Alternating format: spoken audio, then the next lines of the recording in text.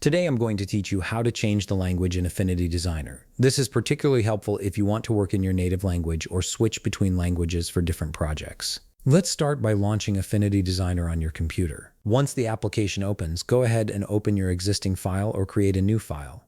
With your workspace ready, direct your attention to the upper left toolbar where you'll find the Edit option. Click on Edit, and from the drop-down menu that appears, select Settings. Now, if you're using macOS, the process is slightly different. Instead of Settings, you'll need to click on Edit and then select Preferences.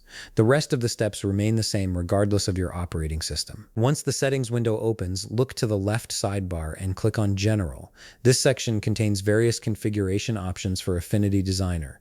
Now you'll need to scroll down through the general settings until you locate the language option. This might be positioned towards the middle or lower part of the list, so take your time scrolling through.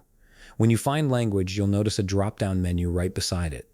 Click on this drop-down to reveal all the available language options that Affinity Designer supports. Browse through the list and select your preferred language from the available choices. After selecting your desired language, go ahead and close the settings window. Here's an important part. When you close the settings, Affinity Designer will prompt you with a message indicating that a restart is required for the language changes to take effect. You might see something like "Restart required" or "Changes in settings require a restart." When this message appears, click Yes to confirm. This restart ensures that all interface elements, menus, and options properly display in your newly selected language. And that's it. You've successfully changed the language in Affinity Designer. Once the application restarts, you'll see the entire interface displayed in your chosen language.